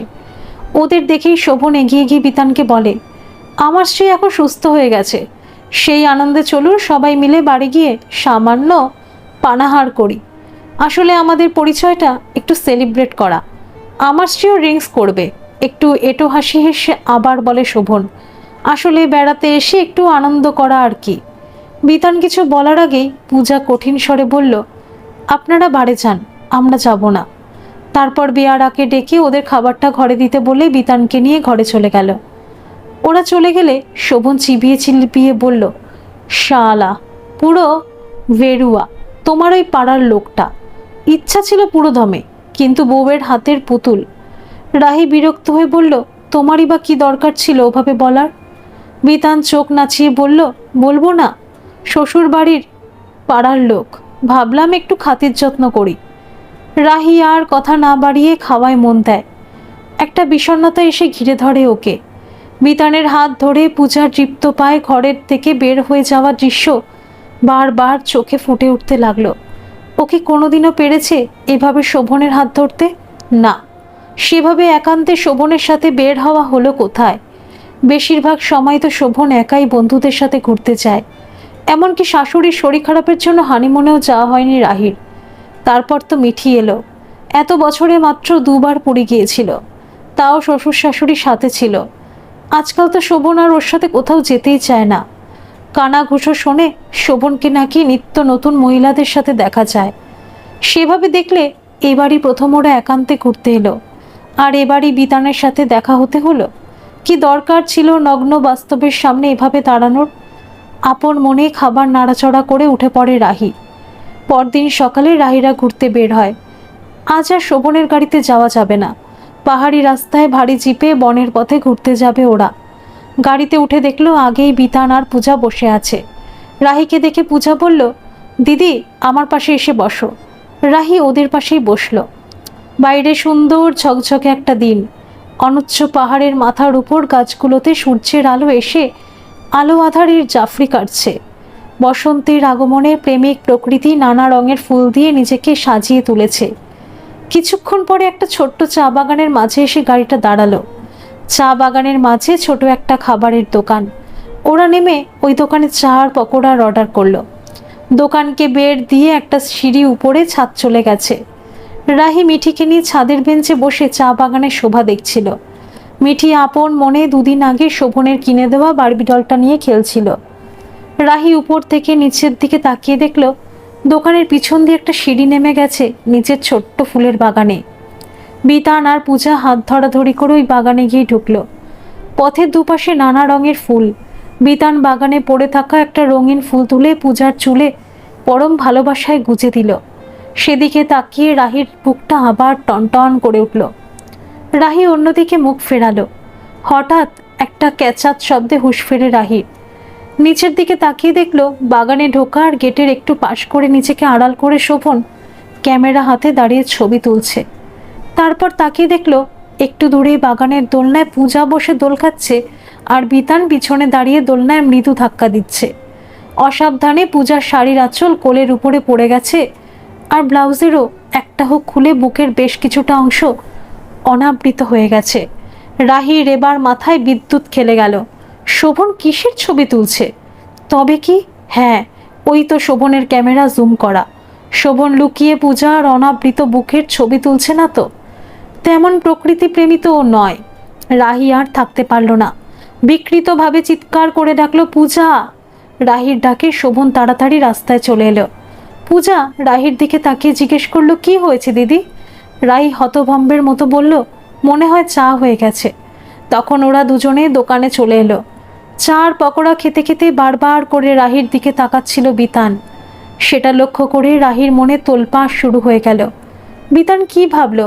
ও কি এটাই ভাবলো যে ওদের একান্তে দেখে রাহি হিংসা করছে? তাই পূজাকে ওভাবে ডাকলো? একটা অস্থিরতা নিয়েই রাহি গিয়ে গাড়িতে বসে। দুপাশে পশ্চিম ঘাট পর্বতমালার অনুচ্চ শৃঙ্গ, তার ঢালে সবুজ গালিচা পাতা, নাম না জানা হরেক রকমের গাছ। আবার কখনো পথের এক ধারে কফি ক্ষেত তো অন্য ধারে চায়ের বাগান। তার মাঝ দিয়ে এবড়ো খেবড়ো পাথুরে পথের মধ্যে দিয়ে গাড়ি এগিয়ে চলতে লাগলো। মিঠিকে পূজা ওর বারবি ডলের জন্য একটা ফুলের মালা ওই দোকানের সামনে থেকেই কিনে দিয়েছিল। মিঠি সেই নিয়েই ব্যস্ত। রাহি এক মনে পথের শোভা দেখতে দেখতে যাচ্ছিল। এমন সময় বিতান বলে, একটা গান শোনাও না রাহি। পূজা উচ্ছ্বসিত গলায় বলে, তুমি গান জানো দিদি? রাহি বলে, জানতাম এক সময়, এখন ভুলে গেছি। বিতান বলে, শোনাও না একটা গান, কতদিন শুনি না। বিতানের গলার স্বরে ভিতরটা আমুলে কেঁপে উঠল রাহির। একটু ভেবে সে গাইতে লাগলো, এরা সুখের লাগি প্রেম চাহে, প্রেম মেলে না, শুধু সুখ চলে যায় বহুদিন পরে আবার চোখ বন্ধ করে। গানের ভেতরে একাত্ম হয়ে গাইতে শুরু করলো রাহি। হঠাৎই পূজা মৃদু গলার ওফ শব্দ শুনে পিছনের দিকে তাকিয়ে রাহি দেখে গাড়ির ঝাঁকুনিতে সুযোগে শোভন ইচ্ছে করে পূজার উন্মুক্ত পিঠে মাথা দিয়ে ধাক্কা দিচ্ছে। সেটা দেখে নিমেষে রাহির মাথাটা গরম হয়ে যায়। সে ড্রাইভারকে গাড়ি থামাতে বলে। গাড়ির দরজা খুলে পিছনে গিয়ে শোভনের পাশে বসে। গানটা মাঝপথেই থেমে যায়। রাহিরা এসে পড়ে ভদ্রা নদীর তীরে। পাহাড়ের পাদদেশে নদীটা একেবারে সরু। পাথরের উপর দিয়ে কাচের মতো স্বচ্ছ জল নিয়ে কোনো রকমে বয়ে চলেছে। নদীর নিচটা পরিষ্কার দেখা যাচ্ছে, তবে নদীর বুকে পাথরের খোঁজে হাতে 3-4 ব্যাসের কয়েকটা গভীর গর্ত। শোভন নদীর তীরে দাঁড়িয়ে বিজ্ঞের মতো বলল, জানো এই গর্তগুলো একদম পাতালে গিয়ে শেষ হয়েছে। মানুষ খুন করে ফেলে রাখলেও তার কোনো খোঁজ পাওয়া যাবে না। রাহি কথাগুলো শুনে একটু কেঁপে উঠল। ভীত গলায় জিজ্ঞেস করলো, তুমি কি করে জানলে? শোভন হাতটা তুলে বলল, ওই দেখো, ওই যে বাড়িটা দেখছো, ওটা আমার মাইকেলের বাড়ি। ওর নানা রকম ব্যবসা আছে বুঝলে। শোভন একটু এদিক ওদিক ভালো করে দেখে বলল, মিঠি কোথায় গো? রাহি বলে, ও পূজার সাথে ঘুরছে, ওরা ওইদিকে গেছে। শোভন একটা পাথরে বসে বলে, শোনো, তোমাকে কতগুলো কথা বলি। মাইকেল খুব পাওয়ারফুল লোক, ওর অনেক রকম ব্যবসা আছে। রাহি বলে, হ্যাঁ বললে তো। আবার শোভন বলতে থাকে, মাইকেল আমাকে খুব পছন্দ করে, আমি ওর হয়ে কিছু কাজও করতাম। একটু থেমে গলাটাকে আরেকটু নামিয়ে আবার বলতে শুরু করে শোভন, মানে অফিসে তো আমি গোডাউনের দায়িত্বে ছিলাম। মাইকেলের কিছু জিনিস আমি গোডাউনে রেখে দিতাম, তারপর সুযোগ বুঝে চালান করতাম। একদিন গোডাউনেরই এক সিকিউরিটি ব্যাপারটা দেখে ফেলে। আমি ওই সিকিউরিটি মানে রামশরণকে টাকা দিয়ে মুখ বন্ধ করতে চেয়েছিলাম, কিন্তু ও তো সত্যবাদী যুধিষ্ঠির, কথা শুনল না, ঠিক গিয়ে উপরওয়ালাদের কানে তুলল। ভাগ্য ভালো যে তার আগেই আমি জিনিসগুলো পাচার করে ফেলেছিলাম। তবে গোডাউনের সিসিটিভি ফুটেজে পরিষ্কার না হলেও কিছু একটা উঠেছিল। ওরা আমাকে সন্দেহ করতে শুরু করে, কিন্তু ঠিকঠাক প্রমাণ না থাকায় সরাসরি কিছু না বললেও চাকরিতে আর রাখলো না। তবে আমিও কম যাই না, মাইকেলকে সব জানাই। তারপর ওই রামশরণকে ধরে এনে রাতের অন্ধকারে খুন করে এই গর্তের মধ্যে ফেলে দেয়। রামশরণ ওই গর্তের ভেতর দিয়ে পাতালে প্রবেশ করে। তারপর মুখটাকে একটু বেঁকিয়ে আবার বলে, পুলিশেরও বাপেরও ক্ষমতা নেই ওই রামশরণের লাশ খুঁজে পাওয়ার। তবে কি জানো, ওই যে রামশরণ আমাদের ম্যানেজারের মাথায় সন্দেহের ভূত ঢোকালো, তার জন্য পুলিশ আমাকে সন্দেহের খাতায় রেখেছে। বার কয়েক জিজ্ঞাসাবাদও করেছে, সেটা আমি মাইকেলকে বললাম। ওই আমাকে বুদ্ধি দিল দিন কয়েকের জন্য গা ঢাকা দেওয়ার। ওই হোমস্টেটা মাইকেলেরই, একা আসলে সন্দেহ বাড়ত, তাই তোমাদের নিয়ে এলাম। তেমন দেখলে যাতে বলতে পারি বউ মেয়েকে নিয়ে ঘুরতে এসেছি। তাই তো আজ তোমার ওই হোদলের সাথে বের হলাম। সব শুনে রাহির শরীর অবশ হয়ে যায়। তাও শরীরের সব শক্তি একসাথে করে জিজ্ঞাসা করে, কি জিনিস পাচার করতে? শোভন বলে, ওই ড্রাগ, ওটাই মাইকেলের মেন বিজনেস। ওই বাড়িটা দেখছো, ওখানেই এখন মাইকেল আছে। রাহি বলে, তুমি কাল ঘুরতে চাওনি মিঠিকে নিয়ে? শোভন জিভ দিয়ে চুকচুক আওয়াজ করে বলে, না, কাল মাইকেলের ওই বাড়িতে পিকনিক ছিল। রাহির গলা শুকিয়ে আসে। তাও সে বলে, তুমি এত নিচে নেমে গেছো? তোমার ওই সুন্দর চেহারাটা দেখে একদিন ভুলেছিলাম, আজ বুঝি কি ভুল করেছিলাম। প্রবল হতাশা জোরে পড়ে রাহির গলায়। এমন সময় দূরের থেকে মিঠির গলা পাওয়া যায়। রাহি ঘুরে দেখে মিঠি ওদের দুপুরের খাবার খেতে ডাকছে। নদীর পাড়ে বসেই দুপুরের খাবার খাচ্ছিল ওরা। রাহির কিছু গলা দিয়ে ভেতরে ঢুকছিল না। মাথার ভেতরে সব কিছু কেমন যেন জট পাকিয়ে গেছে ওর। তবুও মিঠিকে খাওয়ানোর ফাঁকে দু একবার ভাত মুখে তুলেছে। মিঠি এক মনে বকে চলেছে। ওর এক হাতে বারবি আর এক হাতে বড় একটা চকলেট। একটু খাওয়ার পরেই মিঠি ঝালের চোটে আর খেতে চায় না। হাতের চকলেটটা খাওয়ার জন্য বায়না করতে থাকে। এবার রাইত সম্বিত ফেরে। সে জিজ্ঞেস করে, চকলেটটা কে দিল? মিঠি পূজার নাম বলে। রাহির আর মিঠিকে খাওয়ার জন্য জোর করতে ইচ্ছে করে না। সে মিঠির খাওয়ার কাগজের থালাটা একটু দূরে ঝোপের মধ্যে ফেলতে চায়। ঝোপের অনতি দূরে গিয়ে রাহি দেখে পূজাও ঝোপের মধ্যে ওর খাওয়ার থালাটা ফেলতে যাচ্ছে। আর শোভন পিছন থেকে পূজাকে প্রায় জড়িয়ে ধরে হাতটা পূজার বুকের দিকে এগিয়ে দিয়েছে। দৃশ্যটা দেখে ক্ষণিকের জন্য স্থানভূত হয়ে যায় রাহি। হঠাৎ জোরে একটা থাপ্পড়ের আওয়াজে সামনে তাকিয়ে দেখে পূজা শোভনের গালে কষিয়ে একটা থাপ্পড় লাগিয়ে হিসিয়ে বলছে, দুদিন ধরে আপনার অসভ্যতা আমি সহ্য করছি। নেহাত রাহি দিদি বিতানের চেনা বলে কিছু বলছিলাম না, কিন্তু আপনি আমার ভদ্রতার সুযোগ নিয়ে সমানে অসভ্যতা আমি করে যাচ্ছিলেন। আর একবার যদি দেখি তো চেঁচিয়ে লোক জড়ো করব। কথাগুলো বলে পূজা আর দাঁড়ায় না, দ্রুত পায়ে রাহির পাশ দিয়ে চলে যায় ও। পূজা চলে গেলে শোভন গালে হাত দিয়ে ডলতে ডলতে বলে, শালির ঘুমোর যদি না ভাঙতে পারি তো আমিও মিত্তির বাড়ির ছেলে নই। বলে দাঁত চিপে রাগে জুতো দিয়ে পায়ের তলার ঘাসগুলোকে চেপে চেপে পিষে দিয়ে চলে যায়। এরপর সেদিনের ট্যুরটা ছানা কাটা দুধের মতো হয়ে যায়। নিতান্ত অনিচ্ছা সত্ত্বেও বিতানরা রাহিদের সাথে এক গাড়িতে আসছে, কিন্তু এবার আর সামনে নয়, জিপের পিছনে এক সাইডে প্রথমে বিতান, তারপর একদম কোণে পূজা বসেছে। সারা রাস্তা ওরা আর কোনো কথা বলে না। রাহি বুঝতে পারে যে বিতান সব জেনে গেছে। ও লজ্জার বিতানের দিকে তাকাতে পারছিল না। খাওয়া দাওয়ার পর মিঠিও ঘুমিয়ে গিয়েছিল, তাই একটা দম বন্ধ করা বিষণ্ণতা চাপা কষ্ট মতো গাড়ির ভেতরে গুমড়িয়ে গুমড়িয়ে উঠছিল। বাইরে গাড়ির ইঞ্জিনের একটানা গো গো আওয়াজটা যেন রাহির মাথার মধ্যে গিয়ে হাতুড়ির মতো পেটাচ্ছিল। রাহির আবার মাথা ব্যথা করতে থাকে, চোখটা জ্বালা করতে শুরু করে। ওর মনে হয় আবার হয়তো জ্বর আসছে, কিন্তু কাউকে কিছু বলতে পারে না ও। ঘন্টা খানেকের মধ্যেই জিপটা এসে হোমস্টের মধ্যে ঢোকে। গাড়ি পুরোপুরি থামার আগেই পূজা গাড়ি থেকে লাফিয়ে নেমে যায়। বিতান অফিসের দিকে এগিয়ে যায়। ঘরে যেতে যেতে রাহি শোনে বিতান হোমস্টের ম্যানেজারকে বলছে, আমরা কাল 10টার পর রুম ছাড়বো, আপনি বিলটা আজ রাতে রেডি করে আমার রুমে দিয়ে আসবেন, আর আজ রাতের থেকে খাবার রুমে সার্ভিস দেবেন। ম্যানেজার জিজ্ঞাসা করে, কাল ব্রেকফাস্ট করবেন তো? বিতান বলে, হু, আজই অ্যাডভান্স দাম দিয়ে দেবো, বিলের সাথে অ্যাড করে দেবেন। কথাগুলো বলে বিতান দ্রুত রুমে গিয়ে ঢোকে। রাহির মুখের সামনেই বিতানদের রুমের দরজা বন্ধ হয়ে যায়। রাহির বুকটা মুচড়ে ওঠে, চোখের কোণ দিয়ে নোনতা জলের ধারা নেমে আসে। ও আর সহ্য করতে পারে না, ঘরে গিয়ে শুয়ে পড়ে। এখন বেশ রাত। বাইরে থেকে আসার পর রাহির জ্বরটা আবার বেড়েছিল।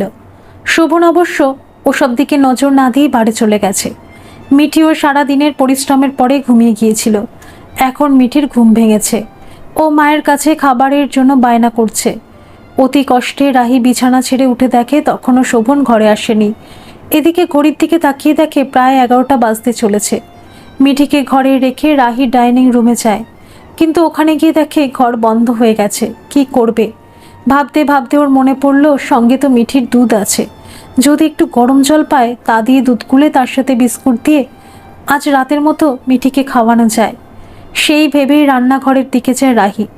ডাইনিং রুমের বারান্দা থেকে নিচে নেমে ডান দিকে গিয়ে এক ফালি উঠোন পার হলেই রান্নাঘর। রান্নাঘরের বারান্দা শেষ হলেই সামান্য কিছু ঝোপঝাড়। রাহি রান্নাঘরে আলো জ্বলতে দেখে ওদিকে এগিয়ে যায়। হঠাৎ ঝোপের দিকে তাকিয়ে ওর মনে হলো শোভনের মতো কেউ একজন ঝোপের আড়ালে দাঁড়িয়ে আছে।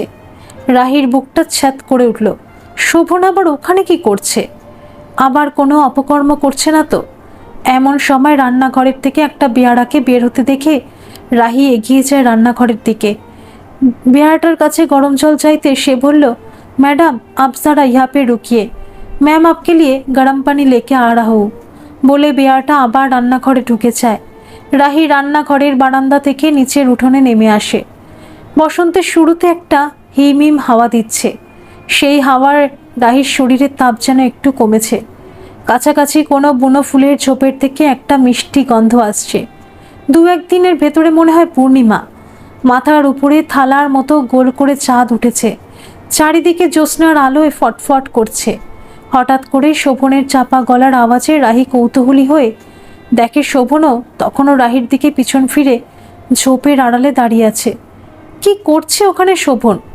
রাহি পা টিপে টিপে শোভনের থেকে একটু দূরত্ব রেখে দাঁড়ায়। শোভন খুব চাপা গলায় কথা বলছে। রাহি কান খাড়া করে থাকে। তারপর যা শোনে তাতেও শির দাঁড়াবে একটা হিমেল স্রোত নিচে নেমে যায়। শোভন মাইকেলকে বলছে, যেভাবেই হোক পূজাকে ওর চাই, মাইকেল যেন একটা ব্যবস্থা করে। এরপর রাহি আর দাঁড়ায় না, তাড়াতাড়ি রুমে চলে আসে। গভীর রাত, চারিদিক নিস্তব্ধ, সবাই ঘুমে অচৈতন্য। শোভন আজ একটু বেশি মদ খেয়েছে, ওর এখন হুঁশ নেই, কিন্তু রাহির চোখে ঘুম নেই। শোভনের কাছে মাইকেলের সম্বন্ধে ও যা শুনেছে তাতে ওর ভয়, ওর হাত পা যেন পেটের ভেতর সিধিয়ে আসছে। মাইকেলের ড্রাগ পাচার থেকে নারী পাচার, এমনকি চন্দন কাঠের চোরা কারবারও আছে। তাই ওর পক্ষে যে পূজার চরম ক্ষতি করা অসম্ভব নয় সেটা রাহি বুঝতে পেরেছে। কিন্তু কি করে পূজাকে বাঁচাবে ও? এত রাতে বিতানদের দরজায় কি ধাক্কা দেওয়া উচিত? ওরা জেগে গিয়ে যদি চিৎকার চেঁচামেচি করে রাহিকে অপমান করে? ও নিজের অপমান নিয়ে ভাবে না, কিন্তু শোভন যদি জেগে যায় তো কেলেঙ্কারি। বাইরে হালকা আলো ফুটতে দেখে রাহির মনে পড়ে বিতান তো খুব ভোরে উঠত। যদি আজও সকালে উঠে দরজা খোলে তখনও সব কিছু বিতানকে বলবে। সেই মতো ঘরের দরজা খুলে বারান্দায় বিতানদের ঘরের পাশে চেয়ারে গিয়ে বসে রাহি। বেশ কিছুক্ষণ পরে দরজা খোলার আওয়াজ পায় ও, তবে বিতান নয়। দরজা খুলে বের হয় পূজা। রাহি নিজেদের ঘরের দরজার দিকে এক ঝলক তাকিয়ে নিঃশব্দে পূজাকে হাত ধরে বারান্দা থেকে নিচের বাগানে নিয়ে চলে আসে। তারপর পূজাকে বলে এক্ষুনি এখান থেকে পালাতে, না হলে বড় বিপদে পড়বে।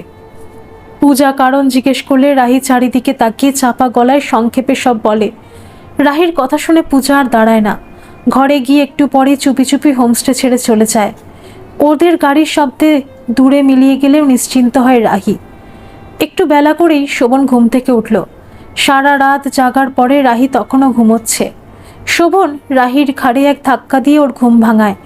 ধরপড় করে রাহি ঘুম থেকে উঠে বসে। তখন শোভন রাহিকে বলল, তাকে একটু কাজে বাইরে যেতে হচ্ছে, সে 2-1 দিন পরে ফিরবে। একদিন রাহি যেন এই হোমস্টেতেই থেকে যায়, সে চাইলে কাছাকাছি ঘুরতে পারে বলে শোভন চলে যায়।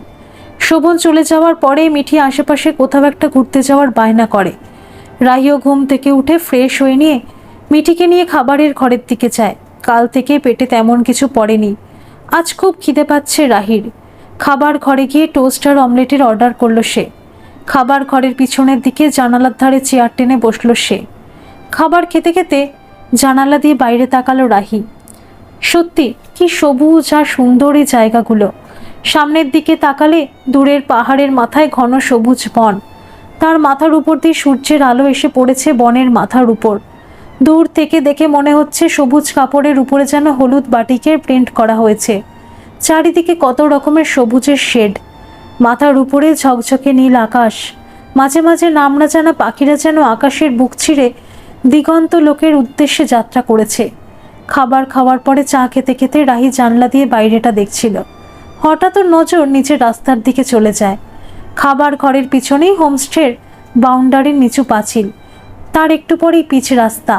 রাস্তাটা নিচ থেকে পাহাড়ের বুক চিরে এঁকে বেঁকে হোমস্টে অবধি উঠে এসেছে, তারপর বাঁক নিয়ে চলে গেছে আরও দূরের পাহাড়ের মাথায়। সকালে ম্যানেজার বলছিল ওই পথে উপরে গেলে একেবারে পাহাড়ের মাথায় চড়া যায়। পাহাড়ের মাথাটা নাকি পুরো টেবিলের মতো ফ্ল্যাট, সেখানে দাঁড়িয়ে সূর্যাস্ত দেখতে দারুণ লাগে। ছোটবেলায় ভূগোল বইতে পড়া টেবিল মাউন্টেনের মতো কি জানি, সেই কোন ছোটবেলায় পড়েছে, এখন আর মনে পড়ে না ওসব কিছু। যাবে নাকি বিকেলে একবার? এখন তো ওর শোভনের জন্য অপেক্ষা করা ছাড়া আর কোনো কাজই নেই। হঠাৎ রাহি দেখতে পেল নিচের থেকে একটা বাইক পিচ রাস্তার বুক চিরে তীর বেগে উপরে উঠে আসছে। বাইকের পিছনে লোকটার মাথারটাকে সূর্যের আলো পড়ে চকচক করছে। নির্জন রাস্তা ওইভাবে বাইকটা আসছে কেন? রাহি কৌতূহলী হয়ে ভালো করে দেখার জন্য জানলার গ্রিলে কপালটা ঠেসে দেয়। পিছনের লোকটাকে বিতানের মতো লাগছে না? মুহূর্তে সচকিত হয়ে যায় রাহি।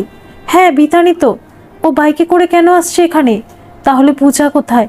রাহি আর দাঁড়ায় না, মিঠির হাত ধরে প্রায় ছুটতে ছুটতে হোমস্টের বাইরে এসে সামনের রাস্তা ধরে নিচে নামতে থাকে। রাস্তার একটা বাঁক পেরোনোর পরই দেখা পায় বাইকটা। রাহি হাত নাড়িয়ে ওদের থামায়। বিতানও রাহিকে দেখে বাইকের থেকে নেমে পড়ে। রাহি বিতানকে জিজ্ঞাসা করে পূজা কোথায়। বিতান এবার আর থাকতে পারে না, রাহির হাত ধরে কেঁদে ফেলে। নিজেকে সামলে নিয়ে বলে, এখান থেকে বের হয়ে কিছুটা যাওয়ার পরই একটা গাড়ি ওদের ধাওয়া করে। বিতান তাও জোরেই গাড়ি চালাচ্ছিল, কিন্তু হঠাৎ করেই পিছনের গাড়িটা বিতানের গাড়ির পাশে এসে ওর গাড়ির টায়ারে গুলি করে টায়ার ফাটিয়ে দেয়। তখন বাধ্য হয়ে বিতান গাড়ি থামায়, আর সেই সুযোগে পিছনের গাড়ির থেকে কজন ছেলে এসে পূজাকে জোর করে ওদের গাড়িতে তুলে নিয়ে গেছে। নির্জন পথে সেই সময় সাহায্যের জন্য কাউকে পায়নি বিতান। বেশ কিছুক্ষণ পরেই ভদ্রলোককে পেয়ে ওনার বাইকে করে এখানে হোমস্টেতে আসছিল রাহির সাহায্য পাওয়ার আশায়। এরপর বিতান বলে, রাহি প্লিজ, তুমি আমার পূজাকে বাঁচাও, ওকে ছাড়া আমি বাঁচব না। কথাটা শুনে রাহির বুকের ভেতরটা টন টন করে ওঠে। তাও বলে, এই হোমস্টের মালিকও মাইকেল, এখানেরই কোনো কর্মচারী হয়তো তোমাদের যাওয়ার খবরটা দিয়েছে, তাই এটা মাইকেল করতে পেরেছ। তারপর রাহি বিতানকে বলে, চলো আমরা পুলিশ স্টেশনে যাই। বিতান বাইক আরোহীকে বলল একটা গাড়ি ডেকে দিতে। সে বাইক নিয়ে পাহাড়ি পথে কিছুটা নেমে গিয়ে গাড়ি ডেকে আনে। তারপর সবাই একসাথে রওনা হয় পুলিশ স্টেশনের দিকে। বছর 45-এর পুলিশ অফিসার, কর্ণাটকের মানুষ হলেও বাবার চাকরি সূত্রে দীর্ঘকাল কলকাতায় কাটিয়েছেন, তাই বাংলাটা এখনও বলতে পারেন, বুঝতেও পারেন। রাহি আর বিতানকে দেখে উনি প্রথমে স্বামী স্ত্রী ভেবেছিলেন। রাহি ব্যাপারটা বুঝতে পেরে লজ্জায় সিটিয়ে গিয়েছিল। সেটা বুঝতে পেরে বিতানই ওনার ভুল ভাঙিয়ে দিল। তারপর পুরো ঘটনা অফিসারকে বলল। সব শোনার পর অফিসার রাহিকে বলল, আপনি শিওর ম্যাডাম ওরা ওখানেই আছে? আপনি যেতে পারবেন তো আমাদের সাথে ওখানে? রাহি দৃঢ় গলায় বলে, হ্যাঁ, আমি আপনাদের সাথে যাব। সেই শুনে অফিসার বলেন, মাইকেল এই অঞ্চলে এসেছে সেরকম একটা খবর অবশ্য আমাদের কাছে ছিল। সত্যি বলতে আমরাও অনেক দিন ধরে মাইকেলকে খুঁজছি, কিন্তু ও খুব ধুরন্ধর, বারবার করে পুলিশের চোখে ধুলো দিয়ে পালায়। এরপর পুলিশ অফিসার আর দেরি করে না, ফোর্স নিয়ে বের হয় বিতানদের সাথে। গাড়ি নিয়ে ওরা চলে আসে ভদ্রা নদীর তীরে। সরু নদীর পাড়ে এসে দাঁড়ায় ওরা। রাহি দূরে হাত দেখিয়ে বাড়িটাকে দেখায়। অফিসার বলে, আগে আমরা পুরো বাড়িটাকে ঘিরে ফেলি, তারপর সামনে যাব। মিঠিও এর মধ্যে বলে, হ্যাঁ মা, ওই বাড়িতেই পাপা আমাকে নিয়ে গেছিল, আমরা নেমন্তন্ন খেলাম। বিতান মিঠির দিকে তাকিয়ে বলে, ওকে নিয়ে ওখানে যাওয়াটা কি ঠিক হবে রাহি? রাহি বলে, এছাড়া আর কিছু করার নেই বিতান, ওকে তো আমি হোমস্টেতে একা রেখে আসতে পারি না, আর তোমাকেও এই বিপদে একা ছেড়ে দিতে পারি না। বিতান রাহির হাতে মৃদু চাপ দিয়ে বলে, চলো যাই, যা থাকে কপালে। ওরা এসে দাঁড়ায় ওই বাড়িটার সামনে। তারপর কয়েকজন পুলিশ কর্মীকে সঙ্গে নিয়ে বাড়ির ভেতরে ঢোকে। সুন্দর সাজানো গোছানো বাড়ি, সর্বত্রই মালিকের রুচি আর বৈভবের নিদর্শন। কিন্তু সারা বাড়ি খুঁজেও কোথাও কোনো লোক পায় না ওরা। নির্জন পাহাড়ের উপরে একাকী বাড়িটা পড়ে রয়েছে মালিকের অপেক্ষায়। পুলিশ কর্মীদের নিয়ে সারা বাড়ির সবকটা ঘর তল্লাশি করলো ওরা, কিন্তু না, কোথাও কেউ নেই। বাথরুম, ছাদ থেকে শুরু করে বাগানের পাম্প হাউস অবধি। কোথায় গেল ওরা? তাহলে কি ওরা পূজাকে নিয়ে অন্য কোথাও চলে গেল? ভয় বিতানের হাঁটু দুটো কাঁপতে থাকে। সারা বাড়ি খোঁজ করার পর ওরা যখন বাড়ি থেকে বের হবে, তখন রাহি হঠাৎ খেয়াল করলো মিঠি ওদের সাথে নেই। কোথায় গেল মিঠি? অতটুকু বাচ্চা কোথায় যেতে পারে? এ ঘর ও ঘর খুঁজেও মিঠিকে পাওয়া গেল না। টেনশনে রাহি কপাল টিপে ধরে ঘরের মাঝে বসে পড়ল। এমন সময় ক্ষীণ গলায় মিঠির ডাক শোনা গেল। সেই গলা লক্ষ্য করে ওরা দৌড়ে গেল ড্রয়িং রুমের সংলগ্ন ছোট স্টোর রুমটায়। ওখানে গিয়ে ওরা দেখে ঘরের মেঝের মাঝখানে বড় টাইলসটা সরে গিয়ে একটা গর্ত হয়ে গেছে, আর সেই গর্তের মধ্যে প্রায় গলা অবধি ঢুকিয়ে দাঁড়িয়ে আছে মিঠি। শুধু ওর মাথাটা মেঝের উপরে বের হয়ে রয়েছে। ওইভাবেই মিঠি কেঁদে যাচ্ছে। রাহি দৌড়িয়ে গিয়ে গর্ত থেকে মিঠিকে টেনে তোলে। তখনই দেখে ওটা আসলে একটা সুড়ঙ্গের মুখ। মেঝের টাইলস দিয়ে মুখটা ঢাকা ছিল। রাহির ডাকে সবাই এসে দেখে ওই গর্তের মুখ থেকে একটা সিঁড়ি নিচে নেমে গেছে। ওরা সবাই তখন সিঁড়ি দিয়ে নিচে নামে। রাহি নামতে গেলে বিতান বলে, না রাহি, তুমি মিঠিকে নিয়ে এখানেই থাকো, আমার মন বলছে পূজাকে নিয়ে ওরা ওইখানেই গেছে। বলে ওরা নিচে নেমে যায়। পুলিশ অফিসার বাইরের পাহারারত কয়েকজন পুলিশ কর্মীকে ডেকে নেন। সবাই মিলে নিচে নামতে থাকে। নিচে গিয়ে দেখে একটা বড় হল ঘর। সেখানে পূজাকে খাটের উপরে উপর করে শুয়ে পিছমোড়া করে বেঁধে রেখেছে। পূজার মুখে কাপড় গোজা, আর মেঝেতে শোভনরা কজন মিলে ড্রিঙ্ক করছে। সারা ঘরে ইতস্ততভাবে কিছু বাক্স ছড়ানো রয়েছে। হঠাৎ করে পুলিশ যাওয়ায় শোভনরা পালানোর সুযোগ পায় না। খুব সহজেই পুলিশের হাতে ধরা পড়ে ওরা।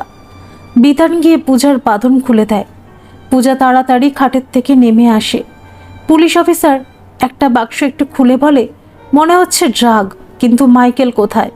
ওকে তো পাওয়া গেল না। হঠাৎ সিঁড়ির ল্যান্ডিং থেকে জোরে পায়ের আওয়াজ শোনে ওরা। আরে, ল্যান্ডিংয়ের পাশেও একটা রুম ছিল। স্টোর দরজাটা এমনভাবে আটকানো ছিল যে দরজাটাকে আলাদা করা যায়নি। দেওয়ালের সাথে দরজাটা পুরো মিশেছিল, তাই ওখানে যে একটা ঘর থাকতে পারে সেটা ওরা বোঝেনি। সেই রুম থেকেই ল্যান্ডিংয়ে বের হয়ে কেউ একটা জোরে দৌড়িয়ে সিঁড়ি দিয়ে উপরে উঠে বাইরে পালাচ্ছে। আরে, ওই তো মাইকেল। পুলিশ অফিসার শোভন সহ আরও দুজনকে উপরে নিয়ে আসতে বলে নিজে দৌড় দেয় মাইকেলকে ধরার জন্য। তখনই স্টোর রুমের ভেতর থেকে রাহির আত্মচিৎকার শুনতে পায় ওরা। সেই শুনে বিতান আর পূজা দ্রুত উপরে উঠে আসে, তার সাথে পুলিশের হেফাজতে থাকা শোভনরাও। ওপরে এসে ওরা দেখে মাইকেল মিঠির মাথায় রিভলভার ঠেকিয়ে রেখে বাইরে পালাতে চাইছে। পুলিশ অফিসার এগিয়ে এলে মিঠির মাথায় গুলি করার হুমকি দিচ্ছে। সেই দেখে রাহি চিৎকার করে কাঁদছে। মাইকেল মিঠিকে নিয়ে বাড়ির থেকে বেরিয়ে সামনে রাখা গাড়ির দিকে এগিয়ে গেল। পুলিশ অফিসারও ক্ষণিকের জন্য কিংকর্তব্য বিমূঢ় হয়ে দাঁড়িয়ে পড়ে। হঠাৎ একটা গগনভেদী চিৎকারে সবাই হকচকিয়ে যায়। শোভন চিৎকার করে রাহিকে বলছে, হারামজাদি, রসের নাগরের সাথে পুলিশ নিয়ে এসেছিস? আমার মেয়ের কিছু হলে তোকে আমি খুন করব।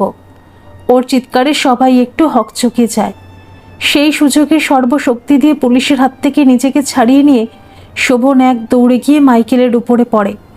অতর্কিত আক্রমণে মাইকেলও চমকে যায়। ওর হাত থেকে ছিটকে পড়ে যায় মিঠি। রাহি দৌড়িয়ে এসে মিঠিকে কোলে তুলে নেয়। শোভন মাইকেলকে মাটিতে ফেলে ওর বুকের ওপরে চড়ে বসে। পুলিশ অফিসার আর কয়েকজন পুলিশকর্মী ছুটে যায় ওদের দিকে। হঠাৎই আকাশ কাঁপিয়ে একটা গুলির আওয়াজ আসে। তারপরই কাটা কলা গাছের মতো শোভন পড়ে যায় মাইকেলের উপরে। ধস্তাধস্তির সময় মাইকেল শোভনের পিঠে গুলি করেছে, আর সেই গুলি পিঠ দিয়ে ঢুকে শোভনের বুকের পাঁজর ফুঁড়ে বের হয়ে এসেছে। রক্তে ভেসে যাচ্ছে বাড়ির উঠান। পুলিশ গিয়ে মাইকেলকে শোভনের বডির নিচ থেকে বের করে গ্রেপ্তার করে। তারপর অফিসার শোভনের রক্তাক্ত দেহের থেকে হাত তুলে নাড়ি পরীক্ষা করে রাহির দিকে তাকিয়ে বলেন, sorry madam, he is no more. Rahi মিঠিকে জড়িয়ে ধরে শোভনের প্রাণহীন দেহের দিকে একদৃষ্টে তাকিয়ে থাকে। রাহির সমস্ত শরীরটা কেঁপে ওঠে, জ্বালা করতে থাকে, কিন্তু গলা দিয়ে একটাও আওয়াজ বের হয় না। চারিদিকে অন্ধকার হয়ে আসে ওর। রাহি এক হাতে মাথাটা চেপে ধরতে চায়, কিন্তু পারে না। এমন সময় পিছন থেকে রাহিকে এসে ধরে ফেলে বিতান। মিঠিকে পূজার কোলে দিয়ে পাজা কোলা করে রাহির অচৈতন্য দেহটাকে তুলে নেয়। তারপর পুলিশ ভ্যানে করে যায় নিকটবর্তী স্বাস্থ্যকেন্দ্রে। রাহিকে স্বাস্থ্যকেন্দ্রে নিয়ে যাওয়ার পর দেখা যায় রাহির রক্তচাপ খুব বেড়ে গেছে। ডাক্তারবাবু রাহিকে কোনো রকম মানসিক চাপ নিতে বারণ করেন। বিতানি এখন প্রকৃত বন্ধুর মতো রাহির পাশে এসে দাঁড়িয়েছে। কলকাতায় শোভনের বাবা মাকেও শোভনের মৃত্যু সংবাদ দেওয়া হয়েছে, কিন্তু তারা কেউই শোভনকে শেষ দেখা দেখতে রাজি হয়নি। মিত্র বাড়ির ছেলে বৎসঙ্গে পড়ে দুষ্কৃতীর গুলিতে মারা গিয়েছে এটা জানাজানি হলে ওদের নাকি মান সম্মান আর থাকবে না। তার সঙ্গেও জানিয়েছেন যে রাহি আর মিঠির কোনো জায়গা হবে না ওই বাড়িতে। নাতি হলে তাও বংশরক্ষার খাতিরে চিন্তা করত, কিন্তু যার সাথে সম্পর্ক সেই ছেলেই যখন নেই, তখন তার বউমের দায়িত্ব নেওয়া সম্ভব নয় ওদের পক্ষে। রাহি বুকে পাথর বেঁধে সব সহ্য করেছে।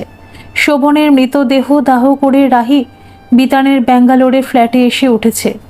শ্মশান থেকে ফিরে সবার স্নান সারা হলে রাহি বাথরুমে ঢোকে স্নান করতে। আজ বেশ গরম পড়েছে। শাওয়ার চালিয়ে দেওয়ার পর ঠান্ডা জলের ধারা নেমে এসে একে একে ভিজিয়ে দিয়ে যায় ওর সমস্ত শরীর। রাহি চোখ বন্ধ করে সেই ঠান্ডা স্পর্শটুকু অনুভব করছিল। গত দুদিনের শরীরের জ্বালাটা এবার যেন একটু একটু করে কমছে। একটু পরে চোখ খুলল রাহি। তখনই দেখল ওর শিথিল লাল রংটুকু শেষবারের মতো শাওয়ারের জলে ধুয়ে বাথরুমের জল নিকাশি নালার মুখ দিয়ে বাইরে বের হয়ে যাচ্ছে। রাহির মনে পড়ল শোভনের সাথে ওর সম্পর্কটা শিথির ওই সিঁদুরটাতেই গত 2 বছর ধরে সীমাবদ্ধ ছিল। শারীরিক মানসিক দিক থেকে অনেক দিনই দূরে চলে গিয়েছিল শোভন। এবার রাহির খুব কান্না পেল। বাথরুমের মধ্যেই ডুকরে কেঁদে উঠল ও।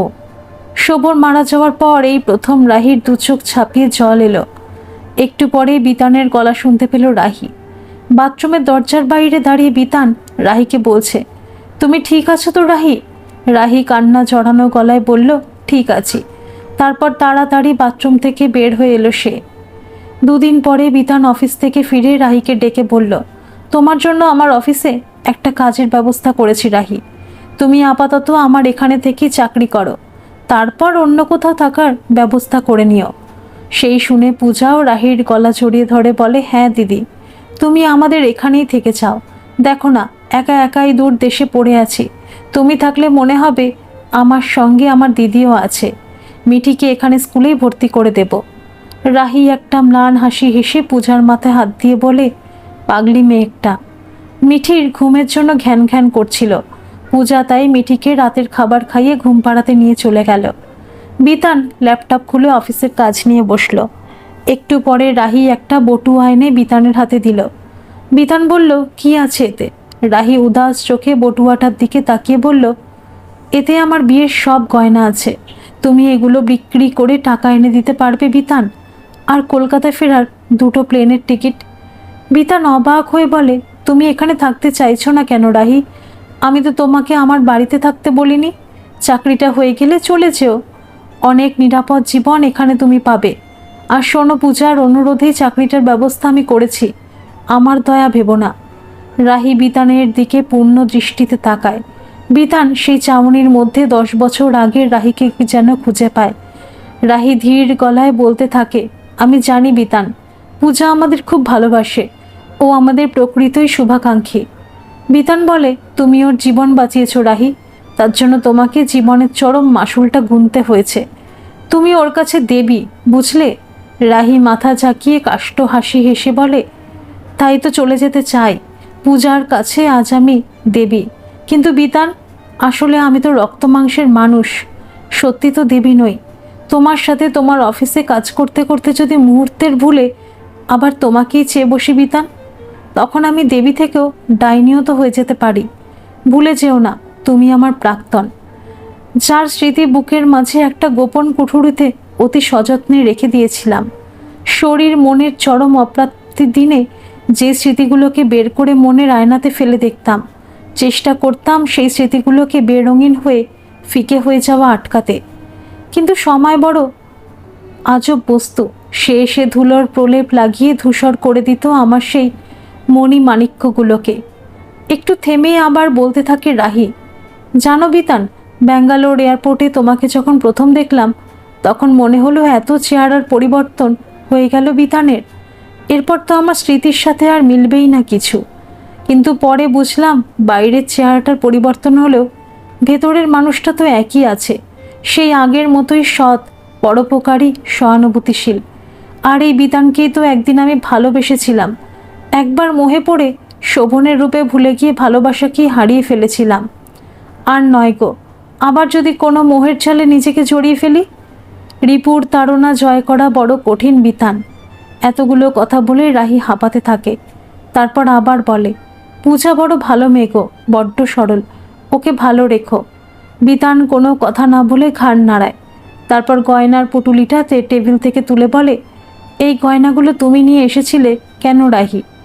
রাহি বলে, শোভন বলেছিল গো, ও বাবার কাছে ব্যবসার জন্য টাকা চেয়েছিল, বাবা দেয়নি, তাই আমাকে গয়নাগুলো নিয়ে আসতে বলেছিল। তারপর একটা দীর্ঘশ্বাস ফেলে বলে, কি জানি, এই গয়না বিক্রির টাকায় হয়তো ড্রাগের ব্যবসাই করত।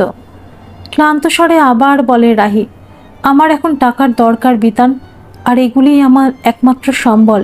কলকাতায় গিয়ে আমি নিজে বিক্রি করতে গেলে হয়তো ঠকে যাব, আর এমন কেউ নেই যাকে ভরসা করা যায়। দাদাকে দিয়ে এসব কাজ হবে না, আর বৌদিরও আমার গয়নার উপরে লোভ আছে জানি। তাই বিতান, প্লিজ এই কাজটা করে যেও।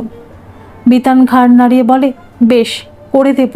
তবে দেখো রাহি, মিঠির বিয়ের সময়ও কিন্তু গয়না লাগবে, তার থেকে এগুলো না বিক্রি করে আমার থেকে কিছু টাকা তো এখন ধার হিসাবেই নিতে পারতে। রাহি করুণ হাসি হেসে বলে, মিঠিকে আমি মেয়ে হিসাবে নয়, মানুষ হিসাবে বড় করব বিতান, তার জন্য ওকে পড়াশোনা করাতে হবে। তাই আমার টাকার দরকার, আর ধার তখনই করব যখন শোধ করার পথ থাকবে। আমার সামনে এখন খালি অন্ধকার, কানাগলি ছাড়া আর কিছুই নেই। আমাকে এর মধ্যে দিয়ে জিততে হবে, লড়াই করতে হবে আলোর দিশা পাওয়ার জন্য। তুমি আমাকে প্রথমেই দুর্বল করে দিও না বিতান। কথাগুলো বলে রাহি মাথা নিচু করে। বিতান রাহির চোখে চোখ রেখে বলে, বেশ, তবে তাই হোক, তোমার ইচ্ছেকে আমি সম্মান করি রাহি। দুদিন পরে ব্যাঙ্গালোর এয়ারপোর্টে রাহি আর মিঠি কলকাতার ফ্লাইট ধরার জন্য এসেছে। পূজার বিতান ওদের এয়ারপোর্টে ছেড়ে দিতে এসেছে। বিতান রাহিদের লাগেজগুলো ট্রলিতে চাপিয়ে ঠেলে ঠেলে এয়ারপোর্টের গেট অবধি নিয়ে এসেছে। গেটের পাশে দাঁড়িয়ে পূজা রাহিকে বলল, লক্ষ্মী দিদি আমার, কলকাতা থেকে ঘুরে আবার এখানে চলে এসো, এখানেই চাকরি করো। আমি খুব চিন্তা করব তোমাদের জন্য, নিজের জন্য না হোক মিঠির কথা ভেবে এসো প্লিজ দিদি। আমার বাড়ির দরজা তোমার জন্য সব সময় খোলা থাকবে। রাহি পূজার কাঁধে হাত রেখে বলল, জানি তো রে, হয়তো শেষ জীবনে তোর কাছেই মরতে আসবো, যখন সব লোভ লালসা কামনা বাসনার ঊর্ধ্বে উঠতে পারবো, যখন আর কেউ দেখার থাকবে না আমাকে, তখন তোর কাছেই আসবো রে পাগলি বোন আমার। তাই তো এই সম্পর্কটাকে বড় যত্নে বড় সংযম দিয়ে রক্ষা করতে হবে রে। আসি রে বোন, ভালো থাকিস। তারপর বিতানের দিকে এক ঝলক তাকিয়ে বলে, ভালো রাখিস। কথাগুলো বলে রাহি এক হাতে মিঠিকে ধরে আরেক হাতে লাগেজগুলো ঠেলতে ঠেলতে গেটের ভেতরে ঢুকে গেল। সেই দিকে তাকিয়ে বিতান মনে মনে বলল, ভালো থেকো রাহি, জীবন যুদ্ধে জয়ী হও। রাহির চেহারাটা কাচের দেওয়ালের ভেতর দিয়ে অদৃশ্য হয়ে গেলে বিতান ঝাপসা হয়ে যাওয়া চশমাটাকে খুলে চোখের কোণটা মুছে নেয়। তারপর চশমাটা পরিষ্কার করতে করতে পূজার কাঁধে হাত রেখে ওকে টেনে নিজের দিকে নিয়ে এসে বলে, চলো এবার যাওয়া যাক। ধন্যবাদ সকল বন্ধুরা। এই গল্পটি যদি আপনাদের ভালো লেগে থাকে তাহলে অবশ্যই একটা লাইক করে দেবেন, আর এই চ্যানেলে নতুন হয়ে থাকলে চ্যানেলটিকে সাবস্ক্রাইব করে আমার পাশে থাকবেন, আর পাশে থাকা বেল আইকনটিকে প্রেস করে দেবেন যাতে সমস্ত গল্পের নোটিফিকেশনগুলি সবার প্রথমে আপনাদের কাছে পৌঁছে যায়।